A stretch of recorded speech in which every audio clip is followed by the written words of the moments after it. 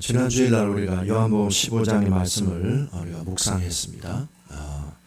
하나님은 최고의 농부, 그렇죠? 하나님은 최고의 농부이시고 예수님은 최고의 포도나무, 우리는 그 나무에 붙어있는 가지 그랬어요.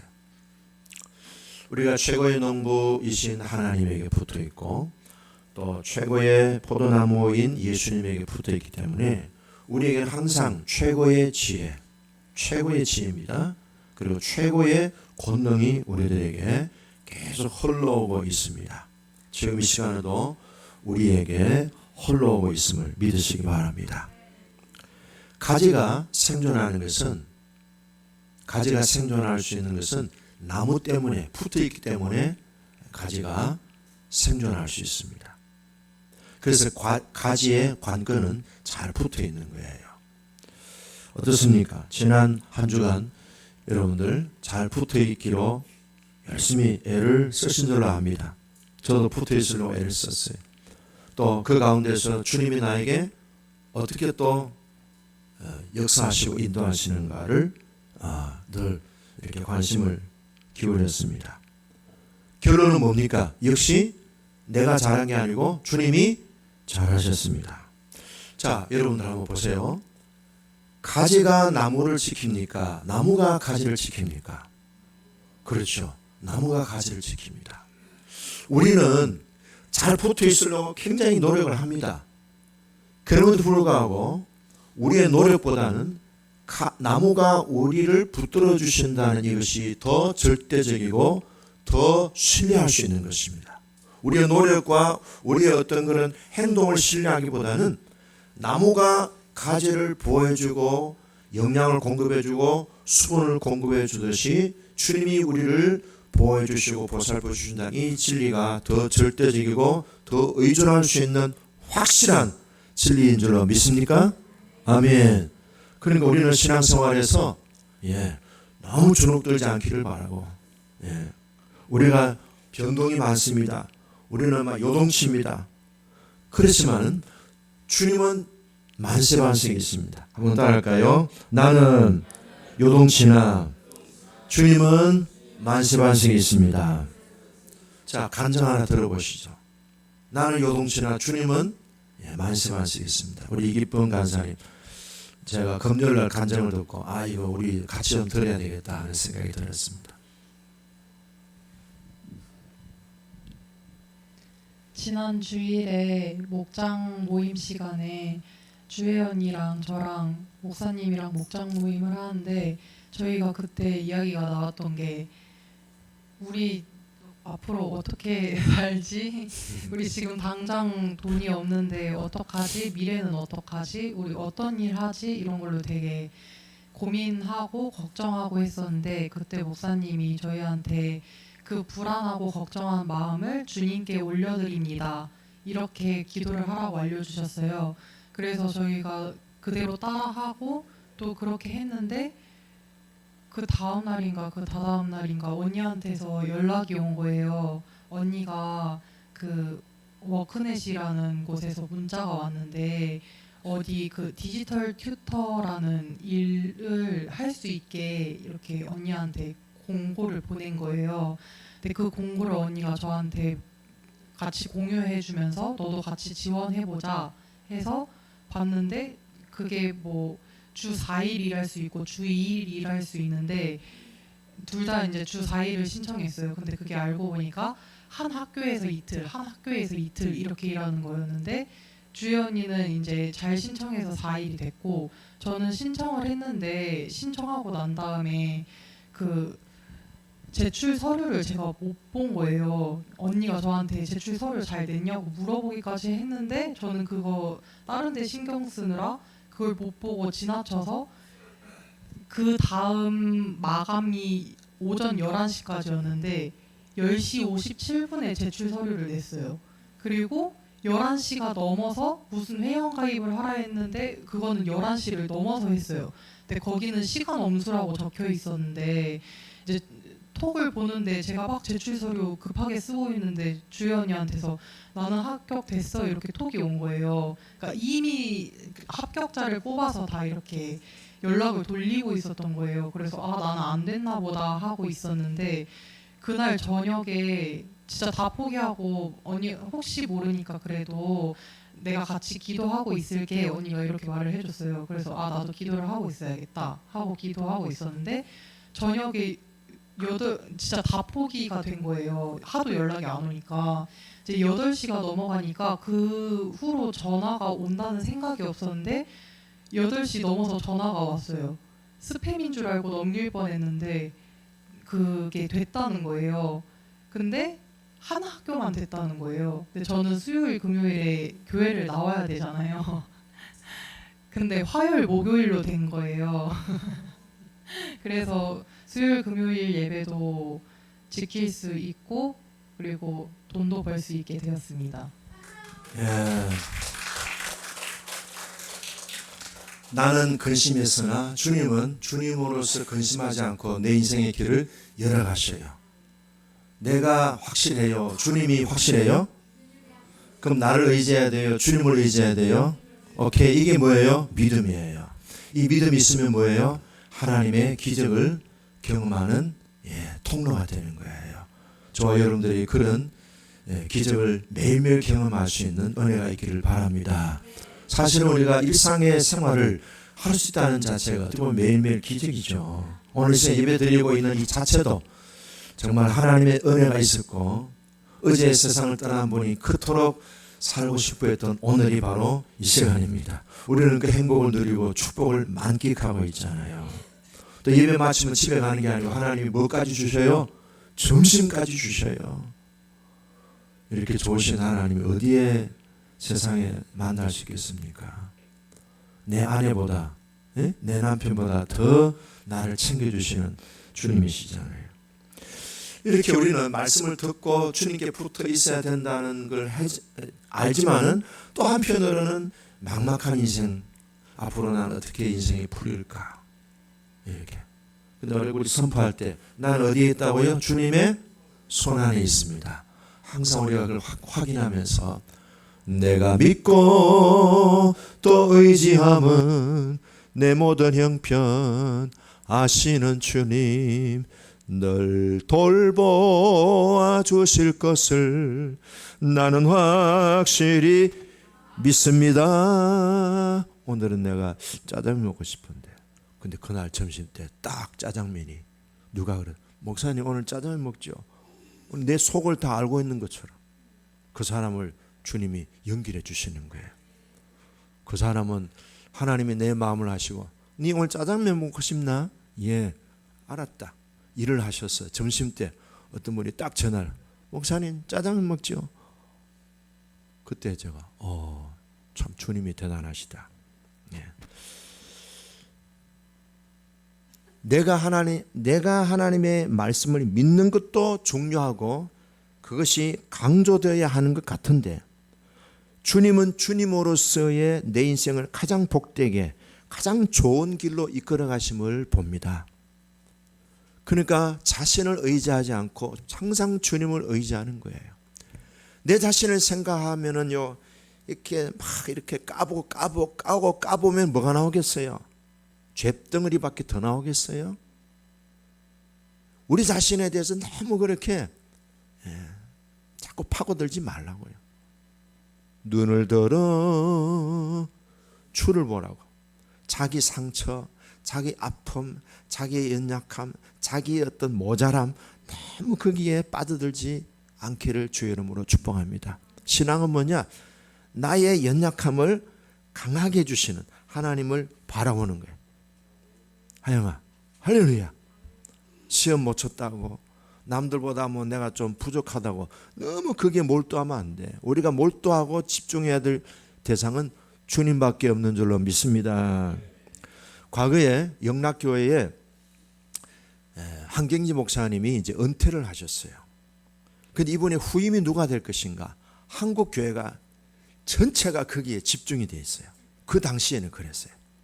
지금부터 한 50년 전의 얘기예요. 그때 한국 교회를 대표하는 교회가 영락교회였고 목회자 하면은 한경지 목사님이셨어요. 이분은 뭐 갖출 것 다 갖춘 분이셔요. 피난민들이 6.25 때 피난민들을 몇몇 사람들이 천막 치고 거기서 예배드린 그것이 지금 영락교회가 된 거잖아요. 세계적인 교회가 됐죠. 옛날에 조영기 목사님도 영락교회 뜰을 밟으면서 주님 나도 이런 교회를 목회하기를 원합니다. 그렇게 기도했다는 거잖아요. 그 당시 영락교회는 한경지 목사님은 목회자의 롤 모델이고 비전이었습니다. 그런데 그분의 후임자 누가 될까요? 조정대 목사 같았으면 얼마나 참 안타깝겠습니까? 다행히 제가 안 됐고 저는 그때 어렸던 때니까 한창 이제 신학교 1학년 때 막. 그런데 그때 박조준 목사님이 이 한경지 목사님 후임으로 세워지게 됐는데 그때 그분의 나이가 37이었습니다. 37. 그분의 간증을 제가 잠깐 소개합니다. 3살 때의 아버지가 돌아가셨습니다. 아버지 부재로 살아온 거죠. 할아버지 할머니 손에서 외롭게 자랐습니다. 아버지 부재의 어린 시절 성격이 자연히 내성적이고 수줍음이 많고 소극적인 아이로 자랐습니다. 그래서 어릴 때는 울기를 잘했습니다. 조금만 일해도 울고 조금만 일해도 눈물을 흘렸습니다. 그리고 다른 사람들이 나를 볼 때 얼마나 보잘것없는 존재로 볼까 해서 열등감도 많았습니다. 그런데 신앙생활은 4대째였습니다. 그래서 어릴 때부터 교회를 열심히 다녔습니다. 새벽 기도에도 나가기도 했습니다. 그런데 이번에 마음속에 해결되지 않는 어두움이 있었습니다. 그게 뭔가 하면은 두려움이었습니다.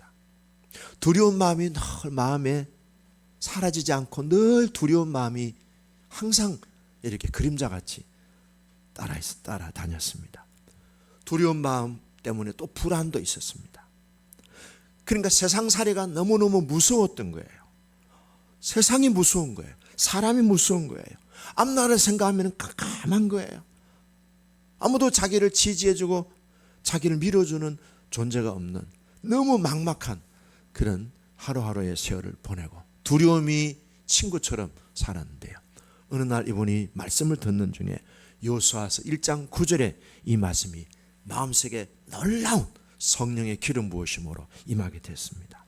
내가 너에게 명한 것이 아니냐. 강하고 담대하라. 두려워하지 말며 놀라지 말라.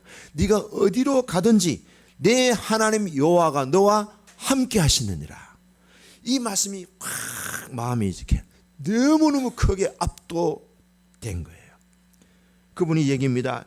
그 말씀 여호수아 1장 9절의 말씀은 내 인생을 완전히 바꾸어 놓았습니다. 그때부터 열등의식이 떨쳐지게 되고 소극적인 태도, 남들이 나를 어떻게 볼까 하는 그런 부끄러움에서 나를 떨쳐버리게 됐습니다. 긍정적인 생각과 하나님이 나와 함께 한다는 이 확신을 가지고 평생을 살았습니다. 나는 하나님이 너무 좋습니다. 왜냐하면 하나님은 내 아버지이시기 때문입니다. 그래서 나는 기도할 때마다 하나님이라 부르지 않고 아버지라고 부릅니다. 그 아버지가 내 기도를 응답해 주시고 나와 항상 함께 하시기 때문에 두려움이나 걱정이 없습니다. 다윗의 고백처럼 사망의 엄청난 골짜기를 걸어갈지라도 내게 두려움이 없습니다 라는 것은 주님이 나와 함께 하심을 믿었기 때문입니다. 37살 나이에 영락교회 한경지 목사의 후임으로 목회할 때에 나에게 너무너무 큰 짐으로 다가왔던 것은 두려움이었습니다. 그러나 어린 시절부터 내가 암송하고 묵상하고 있던 여호수아 1장 9절 내가 너와 항상 함께 한다는 말씀을 굳게 믿고 그리고 믿음으로 그 일을 감당할 수 있었습니다. 또 한경지 목사님 이제 영락교회를 나와서 갈보리 교회를 개척할 때도 정부의 압력이 많이 커서 말로도 할 수 없는 두려움이 있었지만 내가 너와 함께 한다는 약속의 말씀을 믿고 또 의지하고 또 의지했습니다. 그렇게 지금 내가 92세, 내가 92살까지 평생을 그 말씀을 붙들고 살아왔습니다. 성경 한 구절이 일평생 이분의 마음과 그 인생을 지켜주는 든든한 백그라운드, 바로 하나님이 되셨습니다. 어떤 처지나 어떤 환경에서도 하나님이 나와 함께 하신다는 약속을 굳게 붙잡으시면 두려움의 소리는요 승리하게 되고요, 온갖 열등감에서 소극적인 성격이 변화되어서 가장 복된 인생을 살게 될 줄로 믿습니다. 너 근심 걱정 말아라, 주 너를 지키리.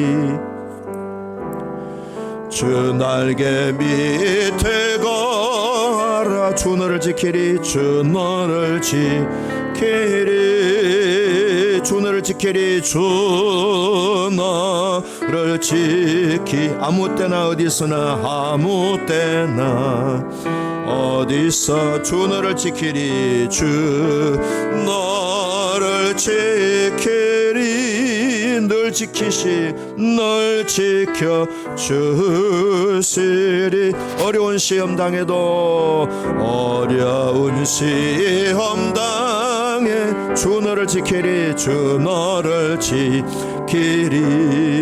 구주의 품에 거하라, 구주의 품에 거하라.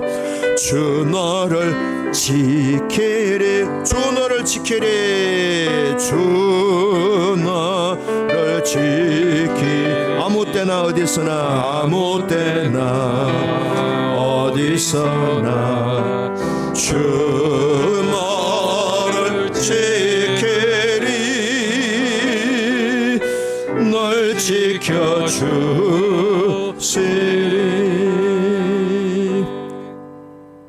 하영아, God will take care of you.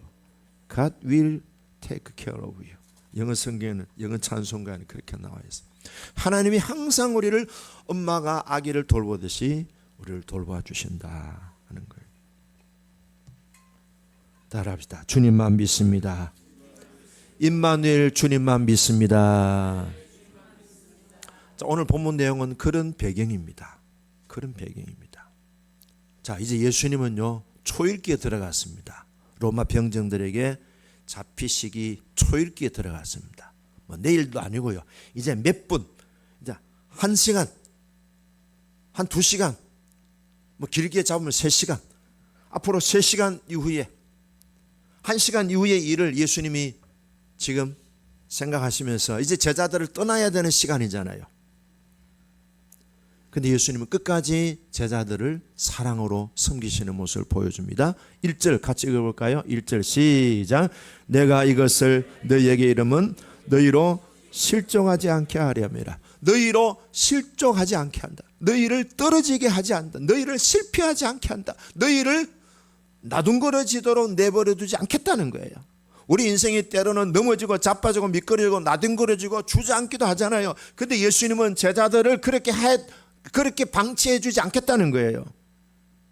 그럼 뭐 때문에 제자들이 그렇게 나둥거려질까요? 2절 읽어봅니다. 시작. 사람들이 너희를 추리게 할 뿐만 아니라 때가 이르면 물은 너희를 죽이는 자가 생각하기를 이것이 하나님을 섬기는 일이라 하리라. 3가지 내용이에요.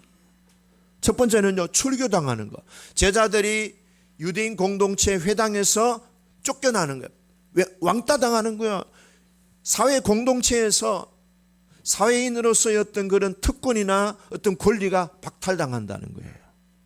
심지어는요, 경제적인 그런 상황까지도 거부당할 수 있다는 거예요. 우리 요한계시록 19장, 17장, 18장 보면 경제적인 짐승의 짐승에 입맞은 사람들은 경제활동을 하지만 성령이 임받은 짐승에 받지 않은 사람들은 경제활동을 거부당하는 거예요. 사회적인 불이익이죠. 사회에서 매장당하고 왕따당하는 거예요. 제자들은 그것 때문에 걱정하고 있는 거예요.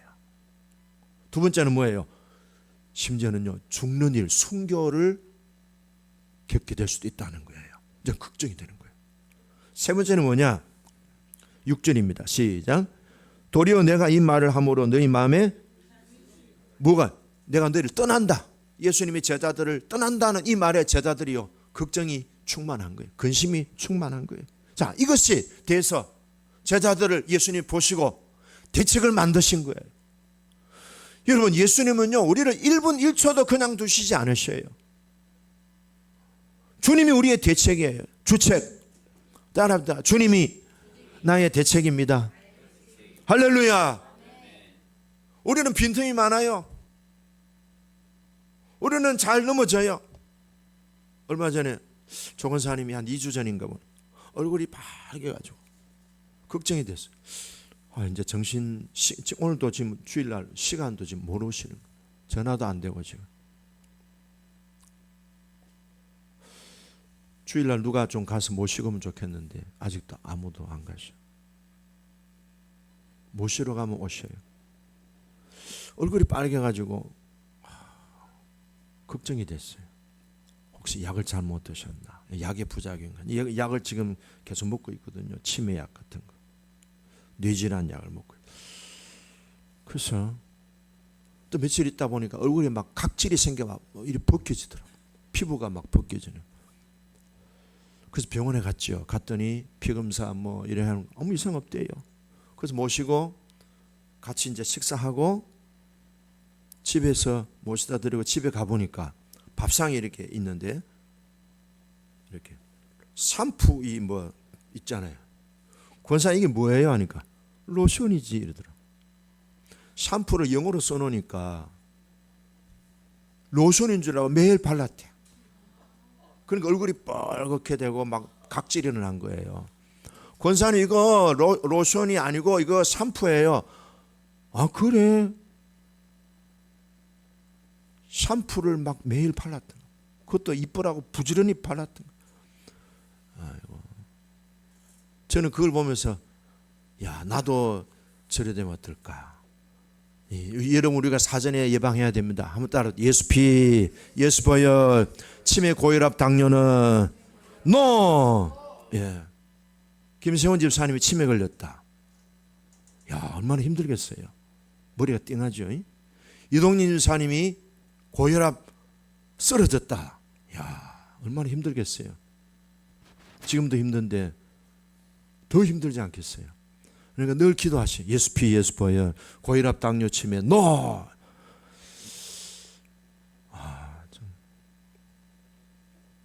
나라고 뭐 그런 일을 안 당할 자신이 누가 있겠어요. 걱정이 있는 거예요. 근데 이제 며칠 지나고 나니까 얼굴이 돌아오더라고. 다시 옛날에 그 뽀얀 피부로 돌아오시더라고. 예, 여러분 샴푸로 로션으로 막 바르지 않기를 축복합니다. 신앙생활은요 항상 어려운 일이 있어요. 예수님과 함께 있을 때도 어렵지만 그러다 또 예수님 없어도 예수님 부재. 근데 항상 인생살이는 어렵습니다. 근데 세상에서 미움받는 일이 생기고 왕따 당하는 일이 생기고 세상의 사회에서 불이익과 손해보는 일이 생길 수 있어요. 심지어는요 아까 얘기했잖아요. 계시록에 보면은 짐승의 표를 받은 사람만 상거래를 할 수 있어요. 물건 사고 팔 수 있어요. 그러나 성령 인침 받은 사람은요 상거래가 금지될 수도 있습니다. 우리가 그런 불이익이 올 수도 있다는 거예요. 환난 날에. 예수님께 붙어있는 사람은요 세상에 붙어있지 않기 때문에 세상으로부터요 미움받을 수 있어요. 심지어는 죽을 수도 있어요. 계시록에 보면 순교당하는 그리스도인들도 있어요. 그러나 그 환난 때를 우리는 믿음으로 이겨나갈 줄로 믿습니다. 주님이 도와주셔요. 자, 예수님은 제자들이 겪는 이 어려움에 대해서 그냥 방치해주고 주님 부재의 인생을 살도록 놔주지 않으셔요. 그 해답이 뭐예요? 그 해답이 뭐예요? 자, 해답이 뭔지 알기 전에 우리는 항상 해답이 필요해요. 숙제가 필요해. 숙제가 인생에 우리는 숙제를 많이 우리는 겪어요. 숙제를 해야 돼. 근데 숙제를 빨리 하는 방법은 뭐예요? 해답지를 보고 뺏기면 돼. 옛날에 어린 시절에 수련장을 사면은 뭐예요? 어머니가 수련장 샀나? 예. 가져왔나? 이러면은 답안지 다 찢어버려. 기억 안 나세요? 그런 경험 없는가 봐요. 수련장 사면 학교 선생님이 뒤에 답안지 다 찢어서 가져와. 왜냐하면은 숙제 수련장 문제 풀면은 뭐예요? 답안지 보고 다 뺏기면 5분도 안 걸려. 실제로 풀면은 2시간 이상 걸릴 수 있는 건데. 그런데 예수님은 우리에게 항상 답을 주셔요. 예수님 자신이 우리의 답이에요. 우리의 답이에요. 나는 못 풀지만 주님은 어떤 인생의 숙제도 문제도 다 풀어가실 수 있으세요. 그분에게는요 전능하신 하나님의 능력이 있고요 충만하신 하나님의 지혜가 있기 때문에 그렇습니다. 그러므로 우리는요 주님께 잘 붙어 있으면 주님이 길을 열어가시고 열쇠로 우리 인생의 숙제를 우리 주님은 항상 풀 수 있는 답을 주셔요. 그 답이 뭐냐? 오늘 주님이 이제 제자들에 대한 대책을 주시는 게 오늘 말씀의 핵심 내용입니다. 7절 읽어보겠습니다. 7절 시작. 그러나 내가 너희에게 실상을 말하노니 내가 떠나가는 것이 너희에게 유익이라. 내가 떠나가지 아니하면 보혜사가 너희에게로 오시지 아니할 것이요 그랬어요. 12절 시작. 내가 아직도 너희에게 이것을 이룰 것이 많으나 지금은 너희가 감당치 못하리라. 그러나 진리의 성령이 오시면 그가 너희를 모든 진리 가운데로 인도하시리니 그가 스스로 말하지 않고 오직 들은 것을 말하며 장래일을 너희에게 알리시리라. 성령 보혜사 7절에는 보혜사라고 얘기했고요. 그 다음에 12절에서는 성령이라 그랬어요. 성령을 영어로 하면 보혜사 헬퍼, 우리를 도와주시는 헬퍼셔요. 헬퍼. 주님이 떠나가시는 주님 부재의 상태의 제자들을 예수님은 그냥 놔두지 않으시고 대책을 세워놓으신 것이 뭐예요? 나는 너희를 떠난다. 십자가를 지기 위해서 또 죽고 나면 무덤에 들어가게 되고 이제 나중에 부활하시게 되면 하늘 아버지의 보좌 우편으로 승천하시게 되니까 예수님은 부재가 되시는 거예요. 근데 예수님은 우리를 세상 끝날까지 항상 너희와 함께 하리라고 하신 임마누엘 주님이시에요. 하나님 보좌 우편에 계시지만 우리 주님은 대책을 세워놓으신 것이 뭐예요? 보혜사 성령님이세요. 그분은 누구예요? 예수님의 말씀을 다 전달해 주시는 분이셔요. 예수님의 것이 그분 안에 다 있어요. 예수님 것은 아버지로부터 온 거예요. 성부 하나님, 성령, 성자 하나님, 성령 하나님, 삼위일체 하나님이 한 분이셔. 한 분으로 우리들에게 성령님이 우리들에게 임재하시면서 예수님이 하셨던 하나님 아버지께서 하셨던 그 놀랍고 충만하신 지혜와 능력이 성령님을 통하여 우리에게 부어지게 된다는 거예요. 그분은 뭐라 그랬어요? 진리의 영이라 그랬습니다. 진리가 누구예요? 예수님이잖아요. 예수님의 영이시고 그 다음 또 보시죠. 그 다음 또 보시죠. 어디 있어요?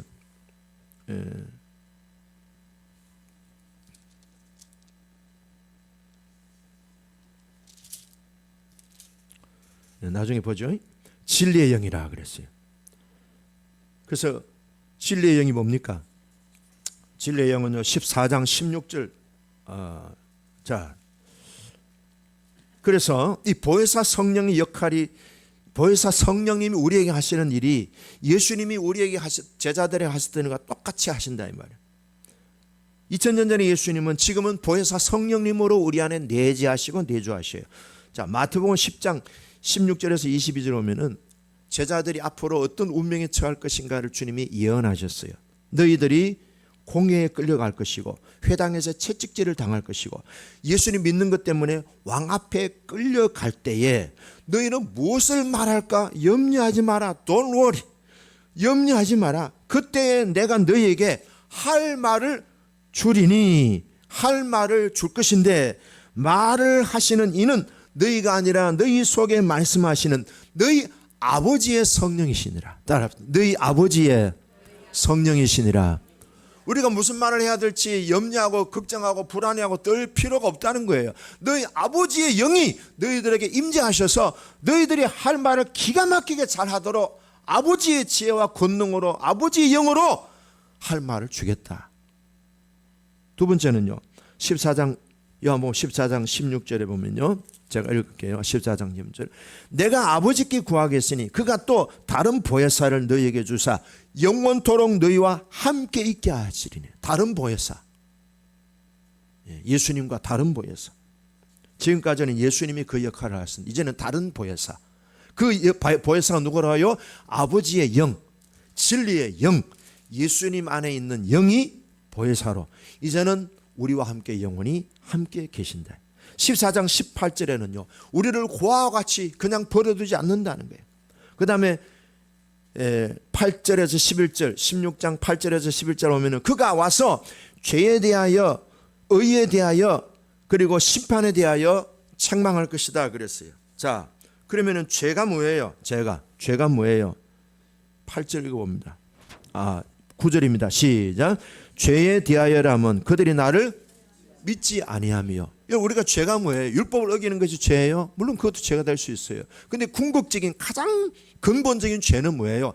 예수님을 안 믿는 것 때문에 죄가 되는 거예요. 예. 모든 불신앙의 모든 죄의 뿌리는요, 예수 안 믿는 거예요. 불신앙은 죄의 뿌리예요. 예수님을 안 믿는 이 불신앙의 죄는 성령님을 통해서 깨닫게 됩니다. 자, 여러분들 오늘 예배를 드리기 위해서 교회로 올라오시고 또 주님께 붙어 있기 위해서 말씀을 묵상하시고 또 때를 따나 하나님께서 말씀으로 우리에게 감동 주실 때 그 뭐예요? 성령님, 보혜사 성령님이 내 안에 내재해 계시고 내주해 계신다는 사실을 보여주는 거예요. 할렐루야. 이것이 주님이 우리에게 주님 부재의 시대를 살고 우리에게 대책을 해놓으신 거예요. 그럼 이제는 무슨 시대예요? 성령 시대예요. 우리는 성령의 시대를 살아가고 있는, 성령이 내주하시는 성령의 사람으로 사는 거예요. 믿으시길 바랍니다. 이걸 안 믿는 게 뭐예요? 죄라는 거예요. 그 다음에 의가 뭐예요? 의. 자, 우리는 다 죄인이에요. 여러분 보세요. 큰 똥은 똥이고 작은 똥은 똥이 아니에요? 큰 죄는 죄고 작은 죄는 죄가 아니에요? 다 죄잖아요. 다 죄. 제가 옛날에 의정부의 교도소에 10년 동안 그게 제가 사역을 했어요. 화요일마다 예배를 드려요. 거기는. 그럼 한 40명, 50명, 많으면 60명까지 이렇게. 우리 교회 예배당만 해요. 근데 제가 갈 때마다 항상 저는 그런 마음이었어요.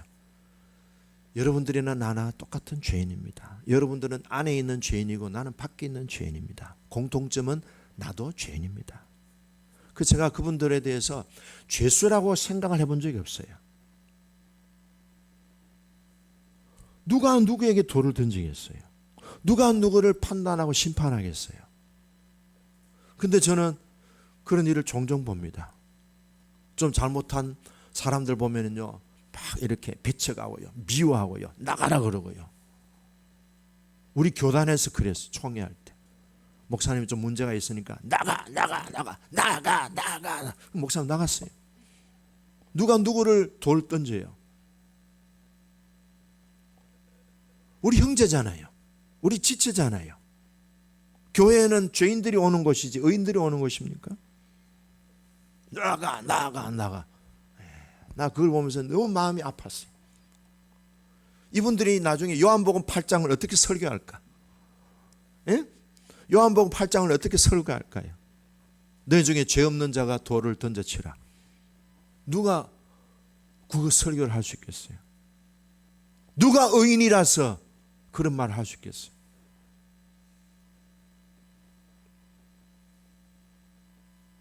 스스로 결단하도록 우리는 마음 아파하고 슬퍼하고 같은 공동체로서의 죄의식을 가지고 나도 죄인이다 하는 의식을 가지고 그분을 위해서 눈물을 흘리면서 얼마나 힘들었느냐고, 얼마나 고달팠느냐고 끌어안아주고 품어주고 중보기도 해주고. 그래도 모자란데 나가. 교회는 심판하는 곳이고 정죄하는 곳이고 문제 있는 사람 내쫓는 곳이에요. 하나님이 하셔요. 자기가 심판자로 서면은 자기는요 더 큰 심판을 어떻게 피하겠어요? 의가 뭐예요? 우리의 노력이나 우리의 어떤 행위로 의롭게 되는 게 아니에요. 예수님이 우리의 의가 되신 줄로 믿습니다. 그 의롭다함을 얻게 하는 것은 성령의 감동에 의해서 되는 거예요. 예수님이 우리의 의예요. 우리의 모든 죄와 저주, 우리의 모든 죄값을 다 십자가에서 짊어지시고 내가 네 죄값을 다 짊어졌고 너는 이제는 죄 없는, 너는 이제는 의인이다. 의인으로서 우리는 주님 앞에 서게 되는 거예요. 예수님은 인류에게 의롭게 되는 길을 만드시고 하늘로 승천하셨습니다. 보혜사 성령님이 예수님의 그 의롭게 해주시는 구속의 은총을 우리들에게 깨닫게 해주셔서 예수를 믿음으로 우리가 의로움을 얻고 하나님께로 나아가게 된 거예요. 심판은 뭐예요? 세상 임금은 누굴 말하죠? 마귀를 말하는 거예요. 여러분, 이 세상은요 마귀가 통치합니다. 그 토론은 사람이 하는 것 같죠? 이번에 여러분 보세요. 한강이라는 작가가 책을 세계 유명한 노벨 문학상 받았다 그랬잖아요. 여러분, 이런 세상 문화에 춤추면 안 돼요. 그분이 지은 책이요 중고등 학생들한테 유해 도서로 이미 판정이 났어요. 근데 그런 책을 노벨 문학상 받았다고 막 온 신문에도 떠들썩한 거예요. 굉장히 변태적인 소설이에요. 몰라, 유해 도서에서 뺄 수도 있어요. 노벨상 받았다고. 저는 그 책 읽지는 않았습니다만 책 줄거리 내용 보니까 와, 비정상적이에요. 세상은요 다 한 통속이에요. 왜? 지배자가 마귀, 사탄 마귀 귀신이 지배하고 있어요. 예수 안 믿으면요 딱 그게 종속되고요 딱 그걸 공유하게 되어 있는, 요새 인터넷 유튜브 핸드폰 안에 다 공유하게 되어 있어요. 세상 장단에 춤추지 않기를 바라요. 대한민국의 경제가 세계 1등이다. 우와 대단하다. 우리 대한민국 만세. 만세는 무슨 만세? 그때부터 우리는요 만모니즘의 노예가 되는 거예요. 돈이 하나님 자리를 차지한 바벨론의 문화가 뭐예요? 바벨론 문화.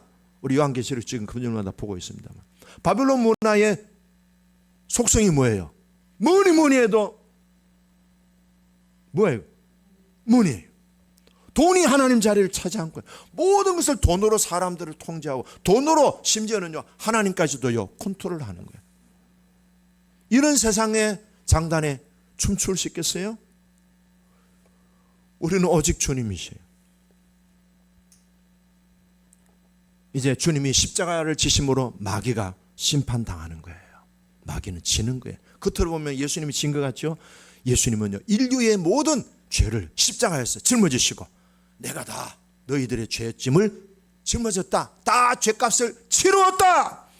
진리 안에서 너희가 자유할지어다. 이젠 죄인의 반열이 아니라 의인의 반열에 서서 영원히 하나님의 영광, 영원한 그리스도의 신부로서의 삶을 살아가게 되는 복된 길을 우리가 살아가는 거예요. 얼마나 감사합니까? 그게 어떻게 돼요? 성령으로 그것을 깨닫게 해주셨다는 거예요. 자, 13절에는 모든 진리로 진리 가운데로 인도하시고 주님의 말씀으로 그래서 성령이 하시는 일은요 하나님의 말씀, 주님의 말씀으로 분별할 수 있는 거예요. 그리고 주의 영광을 나타내고요. 한국에 한국 순교자의 소리라고 하는 선교단체가 있어요. 이 선교단체가 주로 하는 일이 무언가 하면요 북한에서 해외로 이주해서 해외에서 노동하는 북한 사람들을 상대로 전도하는 거예요. 그런데 이 해외 파견 노동자들이요 북한의 외화벌이의 도구로 사는 거예요. 러시아, 중국을 비롯해서 세계 40개국의 노동자로 이분들이 파견되어 있어요. 근데 이분들은요 북한에 들어가면요 죽어요. 왜냐하면은 자본주의 맛을 봤다 해가지고 북한에 돌아가면요 북한에서 써주지를 않아요. 왕따 시켜버려. 그러니까 일단 해외에 나갔다면은 이 사람들은 인생이 끝나는 거예요. 그래서 이분들을 대상으로 선교하는 이 한국 순교자의 소리라는 선교 단체가 있는데요. 최근에 그 글을 보면서 참 감동이에요. 우즈베키스탄에 있는 북한 노동자들에게 복음을 전하는 거예요. 그냥 선도만 하는 게 아니에요. 이분들에게 오디오, 성경, 의약품, 위생용품, 이런 음식, 심지어는 용돈까지 나가 보따리를 만들어 가지고 주는 거예요.